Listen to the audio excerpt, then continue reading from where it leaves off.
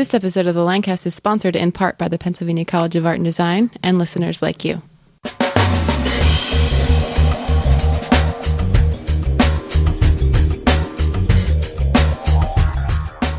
Welcome to the Lancast. I'm David Moulton. And I'm Becky Svensson. On this episode of the Lancast, we visit our friends at the Pennsylvania College of Art and Design once again. This time we sit down with Robert Hochgertel, Bob McLeod, Jeff McComsey, and Sam Warren. The purpose of this visit was to discuss Illustration 24, which was the Pennsylvania College of Art and Design's contribution to the 24-hour comic project. Enjoy the conversation. Well, everyone, welcome to the show. If we could just start off with getting your names and how you're involved here with PCA&D and what you did for the Illustration 24. And we're going to go around in a circle here. Would you mind starting? I'm Jeff McComsey, 2005 PCAD alumni. I was a participant in this event and helped it a little bit with the front-end planning. Bob Hochgertel, I'm Associate Professor and Chairman of the Illustration Department, and kind of the originator of the idea in the event and helped organize it. I'm Bob McLeod. I've been teaching here at PCAD for the last few years as an adjunct. And I've been working as a comic book artist for Marvel and DC Comics for over 35 years. And thought I would be mentoring a lot more during this event, but pretty much just was overseeing what the students were doing. They were very self-motivated. So, my name is Sam Warren. I'm a senior at PCAD and the vice president of the Society of Illustrators student chapter. So I helped a bit with the planning, and I printed the T-shirts and made a comic. Great. Well, I think where we're going to want to start here is with Bob and Sam. How did the idea to do Illustration 24 along with 24-Hour Comic Day come up? It actually started about 10 years ago or more. Two Lancaster community members approached me as chair of the illustration department and said, we would like your college to host a 24-hour comic event. And at the time, I think they were calling it the Dare. And this grew out of the origins of the whole event, started by Scott McLeod 10 or 15 years ago. And I brought it to the institution then, and they were very supportive of it, but we were a different institution then. We didn't have all the resources. We did not have the facility that we do now. So we tried for a couple of years to make it happen, and it never happened. And it got pushed to the back burner. And then we have two other multi-hour events that are very successful here at the college. One is the 12-hour fine art event called Draw On, and the other is our 24-hour graphic design event, Designathon, which I think is going to be in its fifth year this spring. Because of the success of those events and the fact that we had a model to base this event on, we pitched the idea again to administration, and they said, sure, let's do it. And actually it was the students that came to me and said, can we have our own 24-hour event? And this one was kind of already in the can, so it was an easy one to do. Yeah, by the time I heard about the idea for Illustration 24, it was already moving along pretty fast. And I was just really excited to help make it happen and be a part of it because I've always been a huge fan of comics, and this is exactly the kind of reason that I was attracted to Society of Illustrators in the first place, was because it's a great platform to make great ideas happen. While this event sounds like it's quite the unique endeavor to pull off, it seems like there's a growing trend to have these time-bound challenges, or as you said, like a dare. We also heard from it with the 24-hour plays in Lancaster. And maybe a few of you could comment on the appeal of that. Why do you think that's exciting, both for the artist or for those who are consuming it as the audience or reader or whatever?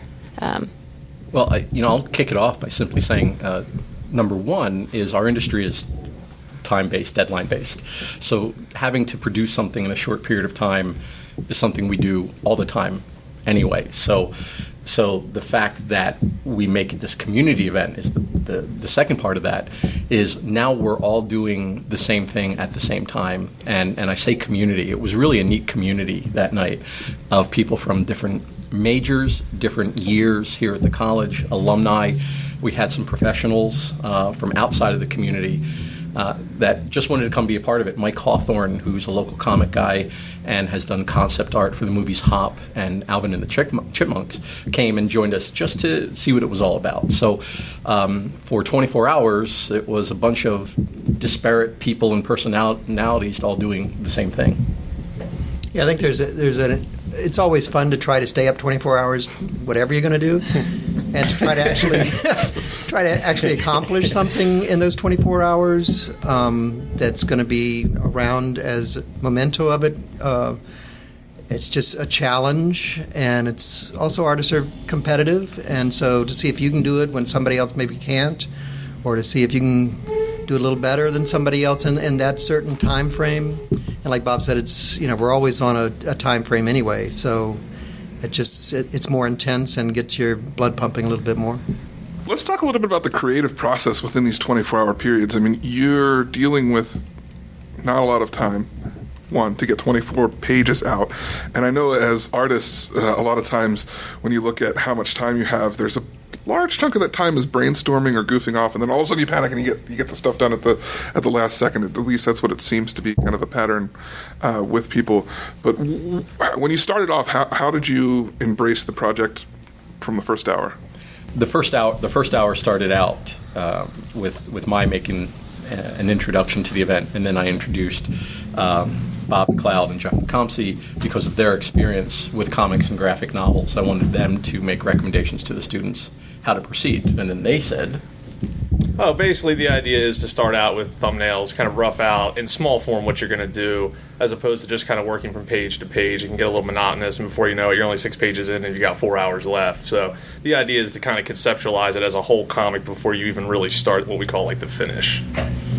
Yeah, I don't think the students are necessarily usually good at pacing themselves. Like you say, they last minute and they're just trying to rush and get it finished at the last minute. So we tried to advise them do some quick thumbnails of the entire stories. So you have, I'm going to do this, and then schedule out your time, so much time for each page or whatever. And I think I was impressed with how well they did that, actually. They did it better. But I also was encouraging them to take shortcuts and simplify the artwork. And I think we were all surprised how much effort they put into those pages in spite of the 24-hour limit. They really were doing... They were trying to do their best work. Yeah, you had mentioned that the natural inclination would be to goof off or waste a certain amount of time, and then when your back's really up against the wall, to put the pedal to the metal. And we saw very little, if any, of that. I was amazed at how organized they were. I was amazed at people like Sam and his group, where it was 4 artists working together, and they had this assembly line of production going from almost the first.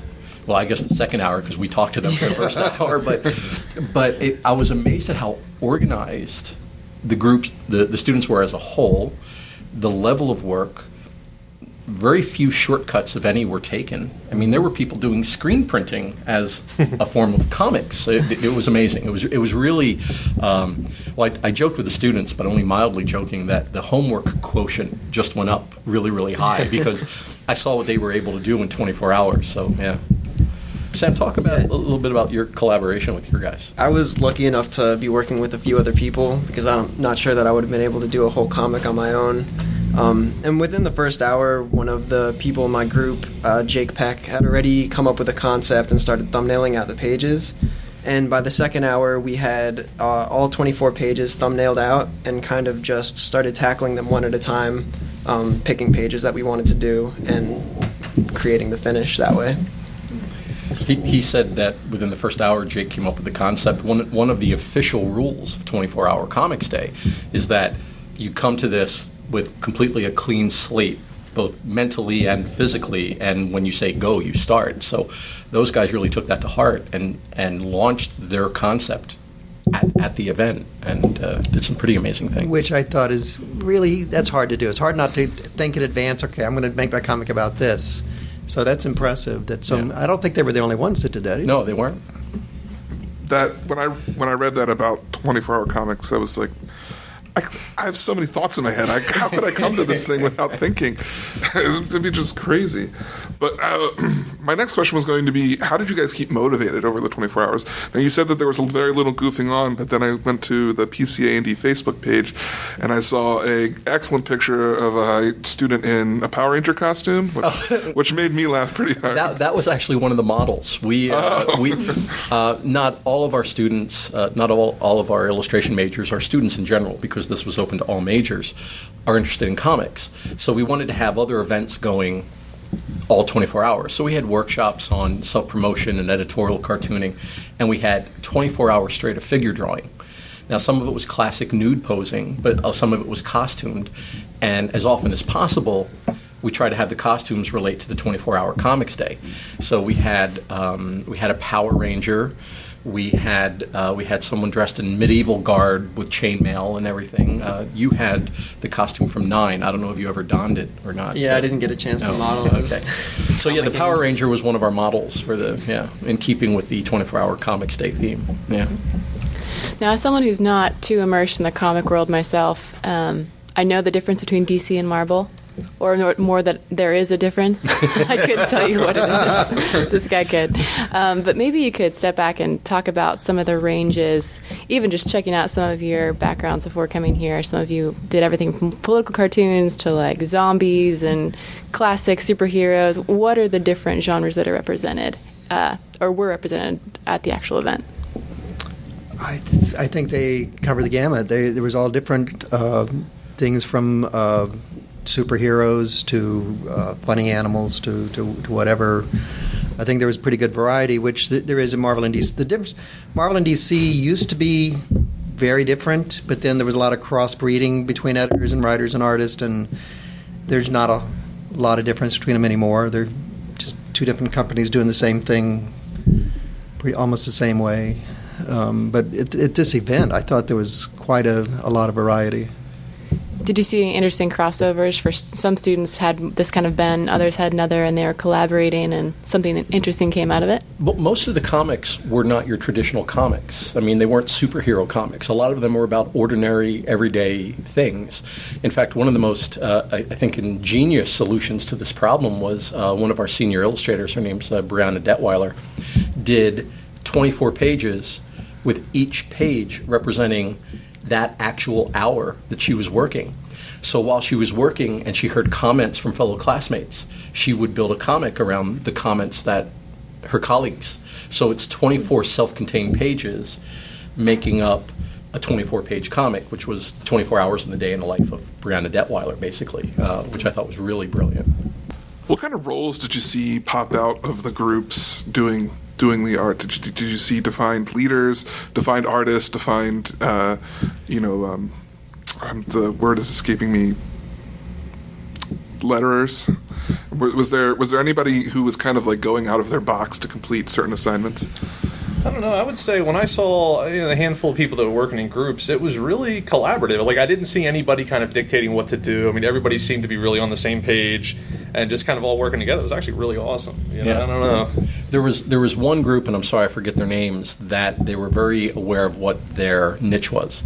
Someone was the storyteller, someone was the rough penciler, someone cleaned up the drawings, and someone else did the coloring, which is interesting because that's how the industry works. But I only saw one group working that way. Other than that, everyone was working very collaboratively. Well, I think more than one group started out that way. You're going to write it, I'm going to draw it.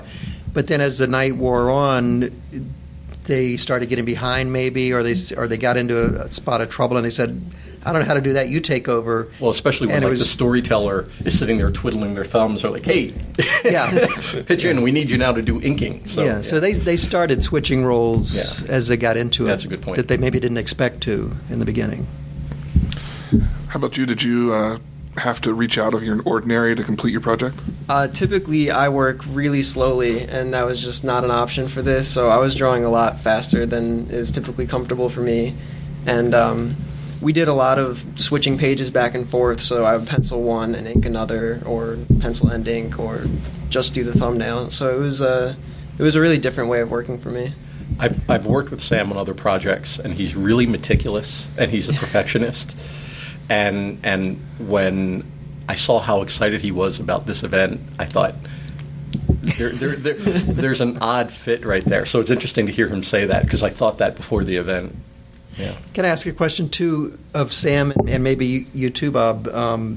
Did that 24-hour experience change your speed as an artist and how you approach your projects? And do you feel like it's made you a little faster or not?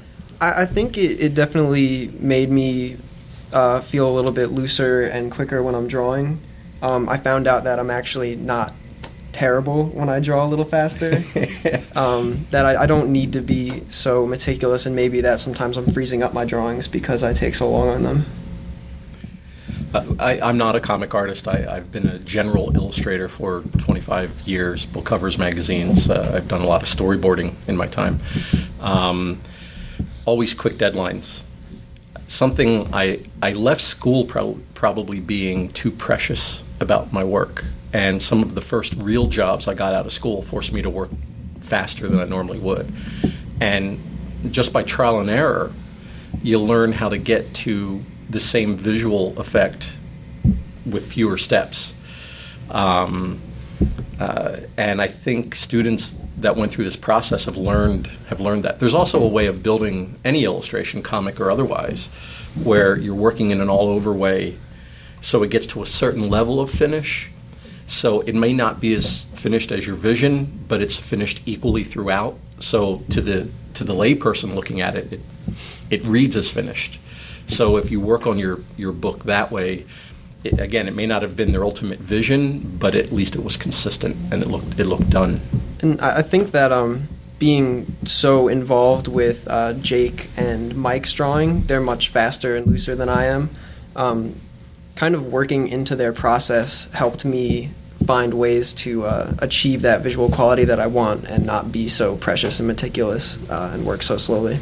They also had a guest student come in and do some guest coloring on for a few pieces. One of my classmates, Cassie O'Neill, came in and actually did a really, really nice job on a big 2-page spread that she spent a lot of time on and colored and made very They're the only finished. 2 color pieces in the whole book, right? Okay. So it sounds like one practical kind of real life theme that's emerging, at least for some students, is the concept of good enough. Maybe not put so brash. No, I wouldn't call it good enough. No, I don't like that. You just get better at making it look finished sooner. So the same end product. Yeah. Quicker process. Yeah. Was that really the case though, or were there some people who didn't quite finish? Or there were some people that didn't quite finish. It was there were kind of sloppy. a couple that got 12 pages done because they were maybe being too precious. One of the mistakes I see students make in general, not at this event, but just teaching in general, is they'll start putting eyelashes, details on something before they've roughed out the entire composition. And this forced a lot of students to break away from that old habit. I mean, you used to have that habit as a student, right? Of course. And I also think one of the things that I noticed too is there's a certain romantic quality saying, oh, I want to make comics, that looks like fun, I should try that. I think at the end of this event, a lot of people found out if they really do like to make comics or not. And it kind of puts the reality of obviously the job isn't quite that hard, but you realize that there's a lot of work that goes into doing a 24-page comic, and I feel like I was impressed by how many people just absolutely nailed the 24 pages. There was at least, how many did you say there was, about 20? I think 24 to 30 pieces were submitted as finishes, although they're not all necessarily 24 pages, but there were about 24 to 30 products created at the end of this. It's impressive. I know for me, whenever I try and draw, I'm very perfectionist, and it's hard for me to ever leave something be. I know one of the rules for 24-hour comic day is that when you're done, you're done. And did you find people that wanted to go back after they said they were done, or like, oh, that was cool, can I have those back? We actually did. We had some students ask if they could have their work back to just tweak a couple of things, and we let them do that. What we want to do is we want to compile this into one edition, get it published, and archive it in our school library. So if they wanted to tweak a couple of things, we gave them a nominal amount of time to do it. I mean, they all had them in the. They had to submit them digitally to a certain server folder, and it was all in there by this past Wednesday. So just a few days after. Now we have how many projects represented here in the room? Did each one of you work on something different? I did a little 10-page cartoon just to keep busy. The reason first of all, I was there as just to make sure everything was running smoothly, making sure the models were timed out, making sure everything was going well, that everyone got fed, that pizza got delivered at an appropriate time. So I created no artwork, but I was laughing because Bob was there as a mentor. And in the middle of mentoring, he wound up doing a 10-page comic about me. Which I should have brought with me. Tell them about. Well, Bob had told me the story just the day before, I think, about an event that happened to him that I really thought was outrageous and funny, could be funny, and if presented a certain way. So just really to entertain Bob, I decided to do some pages. No way I was going to finish 24 because I went to sleep for a while and did some drawings from the model for a while, but as many pages as I could. So I started drawing this little comic, and after I got like 3 pages into it, I was having a good time, and people I was showing it to were enjoying it. So I figured, well, I got to get it to some kind of finish point. So I worked, enough to get it to 10 pages finished. I had finished illustrating a book this summer, and I delivered it to the publisher with my 5-year-old daughter with me, and the publisher is in Philadelphia, so we stopped to have lunch in Philadelphia at an outdoor cafe, and someone stole my cell phone. And my knee-jerk reaction was to chase after him. I'll just cut to the end. The end of it is my daughter's fine. I got my phone back. Everything's good. But there were so many bad things that could have gone wrong. So he created this comic book called Don't Rob Bob. Don't Rob Bob. And he gave me the originals, which I'm so thankful for, but I kind of want him to ink it and color it. I want to get this published and give it to my daughter. I kind of want to see that. So when she grows up, she can be reminded how foolish her dad was to do such a thing. But yeah. So, Jeff and Sam, what were your projects like?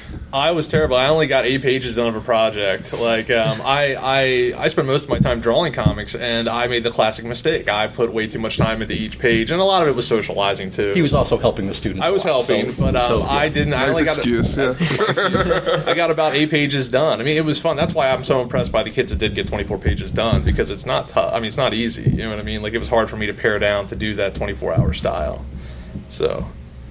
Yeah, me personally, I only had a hand in maybe 7 or 8 of the pages that came out from the book that we worked on. So that seems about right. But keep in mind, Sam's group, they didn't do small pages. I mean, your pages are larger than 1117, right? I mean, they were pretty big. They were large pieces. That was another thing. We were encouraging them to do them small because they can work faster that way, and I was surprised how large a lot of them were. So this is just on paper or panels? Some people did paper. You guys did Bristol board. Like Bristol board. Some people did blue line comic pages that you can actually get at the comic store that professionals use to lay out their images. And we had half a dozen students do completely digital. So there is no paper product of what they completed. It's all pixels. And what kind of, you mentioned coloring and inking, but what is the media there? Mostly just ink. The 2 colored pages were watercolor over ink. So is that ink with a marker or what? Mostly the microns. I think a little bit of India ink and some gouache and stuff like that. Just from the look on Becky's face, I think let's take a step back here and talk about the process of creating a comic. And what are the steps that you go through to make 24 pages? How does that look?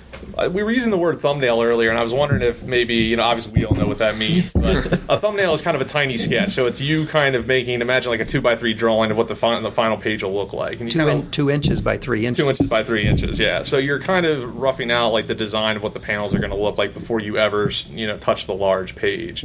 So that was probably for me personally, that was the biggest step, I think, that we encourage for a lot of people to do. After that, it's really kind of up to the individual artist how they get from that step to the finished page. Well, even before that, you got to get your script broken down into 24 pages so you know exactly what you're going to put on each page. And we heard referred to using sketching and then inking and penning. Could you describe those processes? Well, after the thumbnails, you take what you did on your thumbnails and either blow them up mechanically or just look at them and redraw them actual size you're going to be Explain what you mean working. by blowing it up mechanically. You can enlarge them on a Xerox machine or digitally in a computer. Or a Lucograph. Which is like a projector, to any size. So you decide what size you're going to be working on for the finished comic and enlarge them up to that size and trace them off, is what a lot of artists do.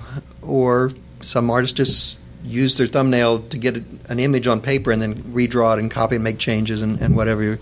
So you get a pencil drawing, a rough pencil drawing, and then you get someone, in this case a lot of people working with partners, so someone else would be inking that page while the pencil artist was working on the following page. And they keep going back and forth like that, and then same thing with coloring. One person can be coloring while the others are penciling and inking. And I think everybody probably lettered it. Did they all letter it digitally, or did some do it by hand? No, some did it by hand. And you mentioned coloring. Some of them did traditional coloring, and some of them scanned the pencil drawings or the ink drawings in and then colored it digitally. So, I mean, it really was traditional media, digital media, mix of both. It was a great variety of techniques going around. It was really cool. It was really cool to see. So I imagine comics would be really daunting to create because not only are you illustrating them, but you're creating the story and you're the storyteller. And to create a good story is not easy. Anyone can make some kind of a narrative, but to give it the pace and build suspense and add drama and conclusion and all that kind of stuff is challenging. So did you see students leaning one way or the other in their skills, or did you see some of them banging their heads against the wall in any stages of the process? I thought I saw a lot of head banging, but in spite of that, they kept at it and got it done. There were some that were not happy with the way it was turning out, but that's always the case, whatever you're doing. Myself, I'm never happy with some stuff I'm doing, so that's just part of the job. Yeah, I think I saw a lot of people kind of working from their comfort area too. If they're used to doing kind of slice of life comics about themselves, they went that way. If they like action adventure, they went that way. So when it comes down to it, you really kind of got to go with what's comfortable for something like this. So did we have any traditional superhero comics? I don't think we did we? I don't know if anybody finished. Other than Don't Rob Bob. Yeah, other than yours of me. Yeah. I don't know if anybody finished one, but I saw one or two being worked on, I think. Yeah, there were one or two that were kind of sort of superhero-esque, but not, kind of capes and spandex type stuff, but still kind of... A lot more fantasy-oriented and just slice-of-life type of stuff. You mentioned banging their heads against the wall. The one thing I really liked is how collaborative, even students that weren't working together, they used each other as sounding boards. So you saw a lot of students helping people finish out, the segue, or how do you transition from here to there, or they were, I hate to sound like a parent, but they were so incredibly well behaved.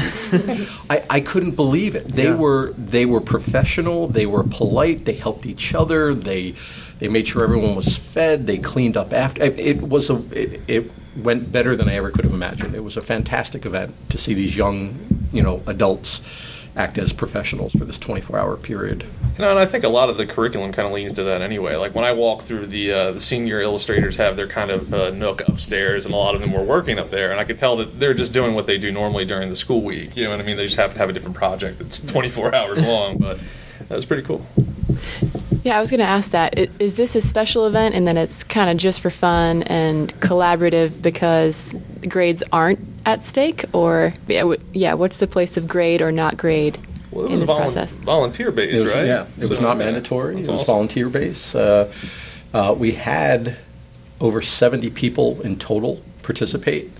We had it was roughly 43 current BFA students. We had another 9 alumni come back, and then the rest were guests and faculty participating. So it was over 70 people, but no grades were attached. It was bragging rights. It was for the social event and for bragging rights. But today I heard students still talking about it, so there's still a buzz in the air a week and a half later.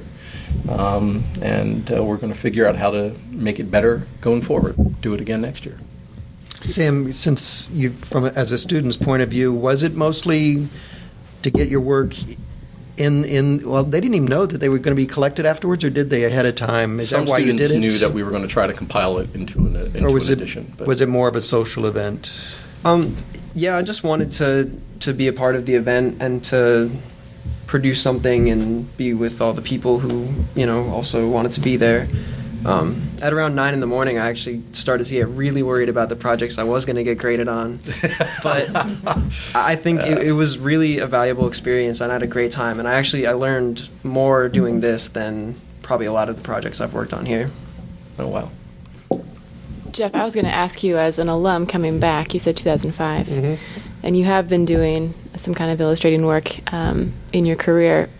Did you look around and watch the students do this and think, wow, they're learning stuff that I didn't learn until I graduated? I think just taking on a large type project like one comic in 24 hours was different. But other than that, I mean, it's really more or less the same skills I think I was taught when I went here. I mean, some of the workspaces have changed. Some of it's a little more computer driven now, but I mean, by and large, it's still the same stuff. And it was also cool as an alumni just to tool around the school. There's some places I haven't been in since I graduated, so that was pretty neat. So, Well, we've reached the end of our time here today. Of course, you can find out more about Illustration 24 at the PCA&D website. We'll have information in the show notes at thelancast.com so you can find that. All of you have your own projects and stuff that you work on. Would you be willing to share how people can get in touch with you and how they can find out more about what you do? We'll start here with Jeff. Absolutely. I'm the editor and contributor to FUBAR. It's a World War II zombie anthology. We actually we just launched our third Kickstarter, so that's on right now. So if you go to Kickstarter and look under Lancaster, PA, the FUBAR American History Z is up there right at the moment. And I'm not sure when this airs, but we also have a gallery show this first Friday at the Dog Star Books, so definitely check it out. I can be reached here at the college, Hochgertel at pcad.edu, and through the website of my recent book, abcsofphiladelphia.com. I have a website, bobmcleod.com, that anybody can check out. It has more than you'd ever want to know about me on there. And also, I'm on Facebook. You can, friend me on Facebook if you like. So. My class is actually having a group show at TELUS 360 this first Friday. So I'll be there, and I'll have a little resume there, and definitely not working on anything as interesting as all these guys, mostly school, but... He will be. One day. Got to preface that with yet. Yeah, that's right. Well, thanks again, everyone. Thank you. Thank you.